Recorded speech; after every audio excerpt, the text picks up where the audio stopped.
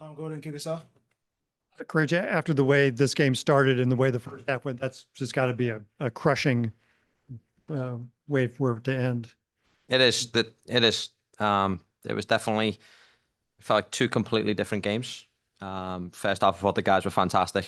I thought they were brilliant on both sides of the ball. I know we had a lot of it in the first half, but even the little moments like the counter pressing and the being aggressive to get it back very quickly was what put us in a really good position to keep pinning them back and creating a goal eventually with they do with the penalty. So great first half. We do have to be more ruthless. We have to score more goals in them moments and really put this team to bed. They came out a little passive in the first half, and we had such high field tilt, such high possession, such high XG, so all the data was in our favour. But we know when you leave good teams hanging around like that, they can hurt you in small moments, and we saw that in the second half. Did you guys just not react well to their increased pressure in the second half? I think so. You know, I just encourage these guys to try and be braver in these moments. You know, we score a goal and we take the lead.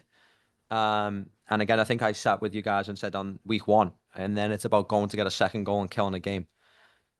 We've still not been able to farm that ruthlessness right now in these games with these guys. So they adjusted well. They got a little bit higher pressure on us. We anticipated that with the subs they made at halftime.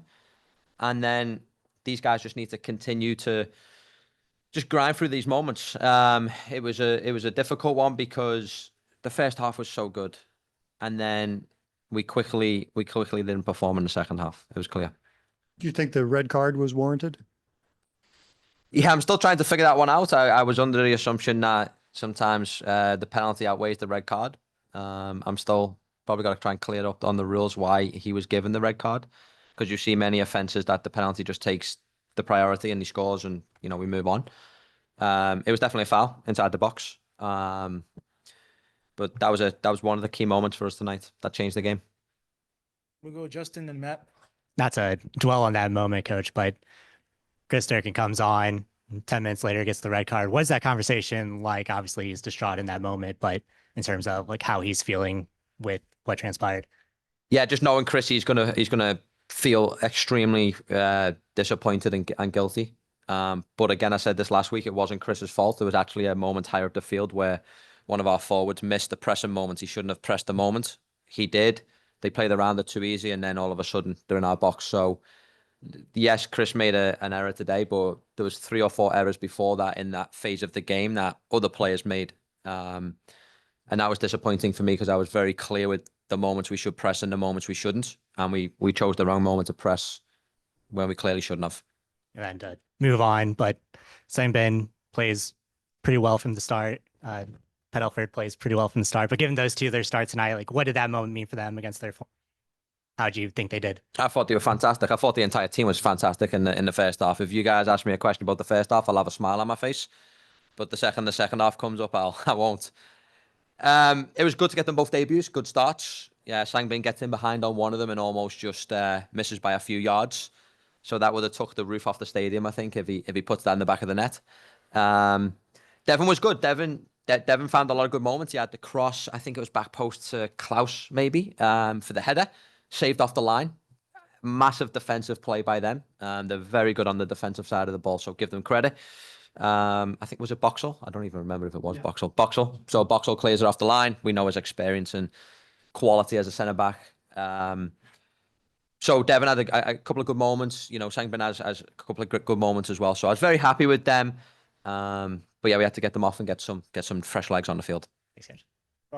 Second game in a row where you were having some trouble getting the ball centrally. I know Ostrak as a possession that he was really the only factor centrally, but second week in a row, Klaus only with 22 touches. What's stopping you guys from getting the ball centrally to those dangerous areas and to guys like Klaus and Hartle in those areas? Over the last 2 games, we faced I would say a very compact 5-4-1, compact 5-2-3. So very, very tight defenses in FC Dallas and Minnesota. So we knew them central areas were actually going to be areas we couldn't play today. But in them moments, you try to encourage Klaus or Cello or Edu maybe. Hey, in this game, the tactics and the best moments actually to go around their structure and find balls into the box, which I was very, very happy with in the first half. But But they put more pressure on us in the wide areas in the second half. So that does open up space in the midfield. And that's where we couldn't just, flip that trigger really quick and go more central. So it was a design to go around their structure quite a lot today. We had great success in the first half at it, just didn't execute in the second half tonight. Charlie. Hey, Coach, you talk about the abundance of chances and how good that first half was.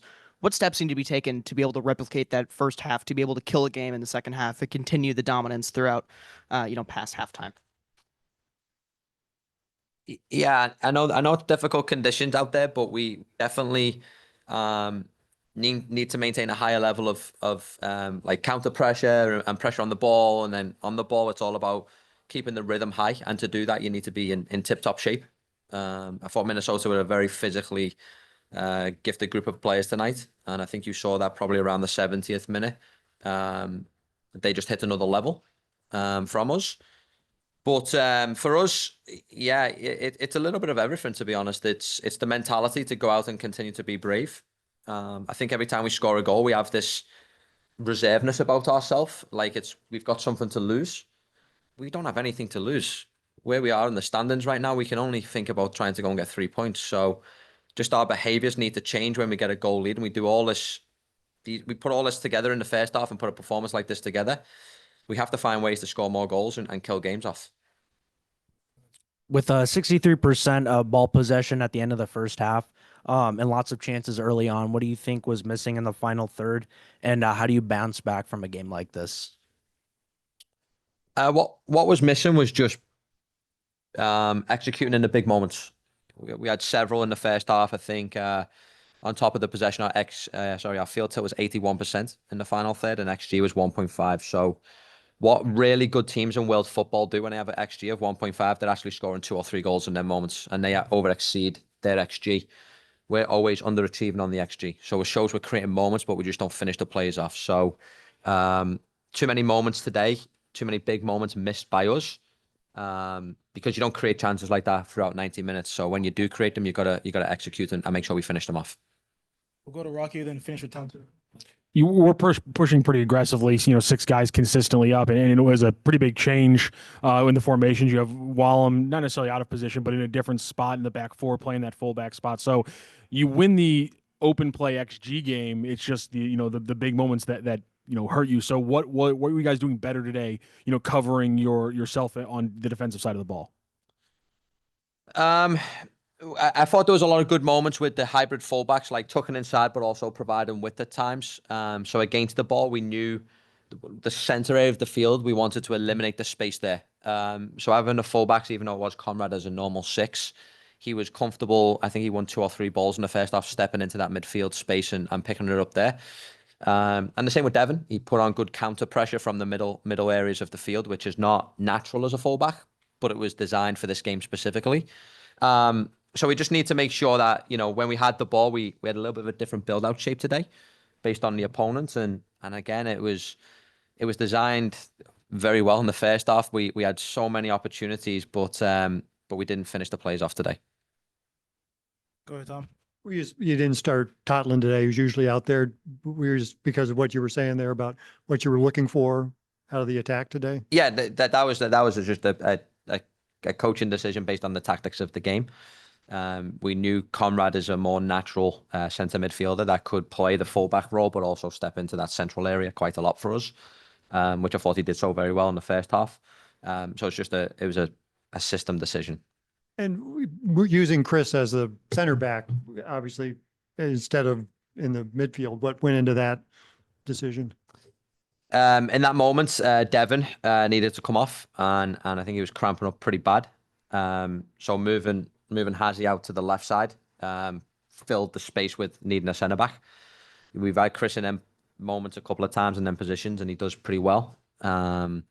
We felt like in the game at that moment that we needed more of a ball playing player in there because they were going to consistently sit in that mid to low block. But he gets caught in that one moment and goes off. So sympathy for him because he'll feel terrible about this tonight. But games are not won and lost in 1 or 2 mistakes, even if the big moments. It's a collective, and it should be. So I just felt like we needed to be better as a team in the second half. Coach, thank you. Appreciate it. Thanks, guys.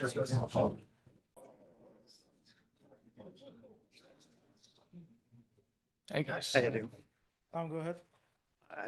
That one has to hurt, just the way you guys played so well in the first half and the way it all came apart there in the second half. Yeah, of course, obviously. I mean, we played a really good game. I think we dominated the game. Minnesota didn't really have any chances. Yeah, but I mean, week in, week out, that just happens too often. We do crucial mistakes in the back. We are not finishing off the chances we get. We are not killing the game. Yeah, and then in the end of the day, the only ones to blame, yeah, ourselves. I say the one thing maybe missing in the first half was you had those chances that you just could have gotten more than one goal out of it. Yeah, for sure. I mean, as I said, like it happens so often that we start really well, that we have a couple of chances, we don't score, or maybe we score once and should have scored more. And then in the end of the day, we are chasing the game because we concede a goal oftentimes out of nowhere. And then we are just unable to play a 90-minute disciplined game. And yeah, these are just things that happen too often. And with this having happened so often, as you said, what was it like in the room after this game? Because it can't be a good mood in there. Right? Yeah, it's a very, very bad mood. Obviously, everybody's very disappointed because because it just happens too often, you know. And yeah, we are trying to find solutions. We are trying to be really vulnerable and very honest with each other. What things are that are missing. Yeah, and I mean that's all we can do. We can analyze it week in, week out, try to do better, and yeah, just keep our heads up and keep working hard. Because in the end of the day, if we just give up now, then obviously nothing is going to come out of it. It seemed like there's just these kind of false recoveries, as it were, that, you know, after a bad game last week at Dallas, the first half is good and all right, things are going, and then every time that happens, then you guys don't complete the chances and you don't play the game. It seems like you like get your hopes up and only to get them slammed back down like every time. Yeah, I mean, yes, we can talk about sometimes, okay, is it unlucky? But I think like there are also many things that we can change, things that we just have to be better in, you know, like as I said, in the offense, finishing off those chances, in the back, not having as many crucial mistakes. Mistakes happen in every single team, but we just make them too often, and teams are just punishing us for it. Let's go Henry, then Justin. Obviously, from an attacking point of view, you guys had an effective first half, but what, from your point of view, defensively caused Minnesota to be so quiet, considering they only had one, shot on target at the end of the first half? Yeah, I mean, we knew the way Minnesota is playing. We knew that they are waiting for these moments. I mean, every free kick, even in their own half, they are sending all the guys forward. Every throw in, they are trying to take advantage of these chances. And I mean, today it wasn't a free kick or a throw in that worked out for them throughout the season so well. Today they just got 2 PKs and they take advantage of it. And they know they played a bad game. They know we were the much better team. But I mean, in the end of the day, they are not going to care. Yeah, which makes sense. They won the game. Justin. Eddie, last week I asked you after your 45-minute appearance how you felt today. You go 77 minutes in the starting lineup. Just did it feel like a natural progression from where you've been the past couple of weeks? Yeah, I mean, in the end of the day, obviously I want to play as many minutes as possible and want to help the team as good as I can. But yeah, we have coaches, we have people who know their stuff better than I do, and then it's not about me. Like wanting to play more, pushing more. They know what they are doing, and I think it was the right call to take me off of the pitch. even though obviously I always want to play. I mean, long term, it just makes more sense. Have to be patient. There's still a lot of games to come. The season is still long, and yeah. And then starting in the double pivot next to Ostrak, how did it feel with you two playing together? It seemed like there's a pretty defined role in what each of you were supposed to be doing, but does it feel like there's a pretty good chemistry developing between you and Ostrak? Yeah, I think like for us, it was very important. Like Tomáš is not like a defensive six, like Durkin, for example. When I play with Durkin, Tomáš is also like somebody who likes to go forward and likes to create chances. So it was very important for me to kind of like keep the middle a little bit, because we knew that Minnesota is like very good in transition. And I mean, as I said, like it worked out perfectly. Like how many transition moments did they actually get? I can remember one situation that wasn't even like that dangerous. I think we did very well. I think Tomáš played an incredible game against and with the ball. Yeah, it's just unfortunate that we are not rewarding ourselves for these performances. Excited. Yes. What type of factor do you think played the new players in the team? What type of energy or thing did they play in this specific game? I think both of them played very well. I think both of them had a great impact. Sangbing had like 1-2 chances. Yeah, that was unfortunate that it doesn't go in. Devin was very good. Won basically every tackle, was very good against the ball and with the ball offensively. I think both played a very good game, and yeah, we are happy to have them in our team.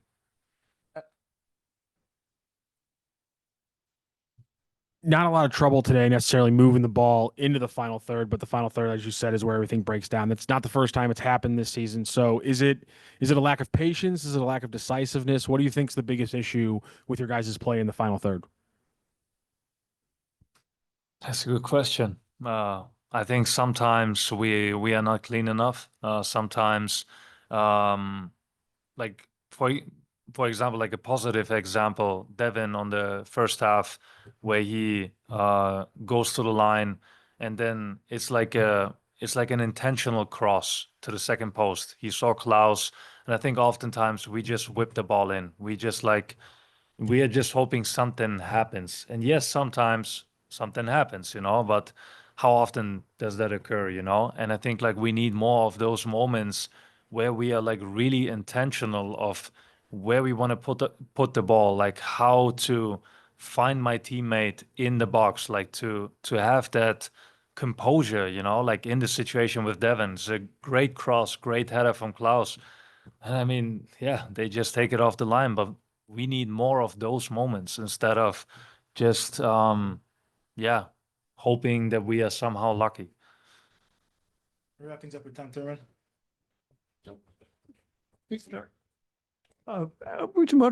Just so we can understand, what were the conditions like out there? How hot was it down on the field? It was hot for both teams, but how draining was it out there? It was actually not that bad considering the circumstances during the week, and also in Dallas, I think it was way worse. So yeah, obviously for sure it was a factor. It was still hot, but I don't think that it was like terribly hot as other games we've had. Are there conditioning issues, or is it tough to play? 90, you can only sub so many guys. Were there guys worn out by the end of this game? Yes, I mean it's definitely different to playing, I don't know, in 80s or 60s. It's definitely a difference, a huge difference when it's like very humid, and obviously, yeah, you are suffering out there. But I mean, in the end of the day, that's our job. That's what we do, and yeah, it's still enjoyable. Is this tough to bounce back from when you have another game like this? Yes, for sure it's tough. I mean, when you're in a situation where you kind of feel like, okay, like I think like oftentimes in that situation you think like, okay, what is the problem? What is the one solution but I think there are so many more things to it, as like I said, like offensively, defensively, and so many other things like that we have to figure out. And obviously, yeah, we won against Portland, but we need more of those wins. We need like to kind of create our own luck in terms of, okay, like we have to make less crucial mistakes in the back.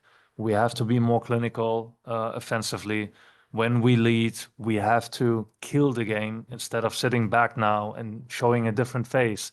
Like these are all solutions, practical solutions that we have to show on the pitch. And then we have to do that consistently and not one game against Portland. And then next game we show a different face again. Yeah. You got 10 weeks to go, 10 games to go in the season. Is that pretty much what you need to focus on over the last part of the season here? Yeah, these are obviously a couple of the things, but they are way more things than that. But yeah, we don't want to like give that season away. Kind of like, well, guess doesn't matter anymore. It matters. It matters. Like it doesn't matter if we make the playoffs or not. That's our job. That's our profession. We love to do that, and we have incredible fans who are supporting us week in, week out. Doesn't matter if we are losing or winning, which is crazy. And you have to be grateful for that. But then at the same time, we also have to work hard for that and not take that for granted and give up. Thank you. Thank you. Tom, go ahead and kick us off. When you look at that game, what do you see as a first timer in this? It was actually kind of typical of a lot of St. Louis City games. But what did you see out there? First and foremost, I just want to say what an environment. I always like to try and say Allianz Field is the best, but man, that really rivaled it. The fans are unbelievable, so I just want to say thank you so much for them. Obviously it sucks dropping the game like that, especially after you see the first half. I think you see a lot of good moments. I feel like that's the most frustrated I've seen those guys on the other side, and you could tell. And I think it's just very unfortunate to penalties happen. But unfortunately, I think at this level, those mistakes are just what cause games to end like that. And you just have to be better. Does it hurt more because of how well the first half? I think for sure. And I think you definitely heard that in the locker room. You know, everyone's saying like, I've only been here for so long, obviously, so I don't know how previous games have gone, but I think the consensus was like that was probably one of the best halves, I think, of the season, just amongst the guys talking after. But yeah, it definitely hurts, obviously. How was it for you out there when you're getting a chance right away? Yeah, I mean, I just want to say thank you so much to the coaching staff and the club for this has been an amazing week. So welcoming. The people are so nice. It's been so easy, you know, obviously it's stressful when you come to a new place and things like that, but they've made it so easy. And I just want to say thank you to all of them. But other than that, yeah, I really enjoyed it out there. Obviously, I'm happy to be back playing and getting minutes. I think that's the biggest thing is getting my legs back under me, for sure. I think that's the biggest thing of why 63, I was like, man, I need a sub, but hopefully just keep progressing and build on this. I think there's a lot of positives. Yeah, Critch said you were cramping up pretty bad. Yeah, the heat is definitely for real here, that's for sure. Justin. Hey, Devin. Midweek, Coach Critchley was in here talking about you and Sungbin and how well you had adjusted to the training environment, just how much you'd given in training this week. Obviously, that had a reaction in you making the start tonight. But when was it becoming apparent that you'd have this opportunity tonight? Honestly, I didn't really know what the plan was when we first got in. You know, you just show up to a new place, you want to meet everybody. But my biggest thing is always the controllables that you can control. Show up, have a smile on your face, work your tail off. Those are things you can control. And I would say maybe about Wednesday, you kind of had a rough idea of how we were going to look, but you obviously don't like know for sure. So I was just going into it knowing potentially you're going to be on the pitch, however long that is, just be ready. And then talking about the game itself, it seemed like you were kind of the guy on that on your side to do the throw and a long throw, and especially that's not something that St. Louis had had a lot of success in this year. But where you're from in Minnesota, it's something that they've been successful of. How much was that something that you wanted to utilize tonight and just kind of show your skill? Yeah, for sure. I think as soon as I got here, the coaching staff definitely asked. They were like, you know, we know you did it last year and things like that. And we definitely started doing it right away in training. And I honestly surprised myself on that first one. I couldn't believe how far I threw it.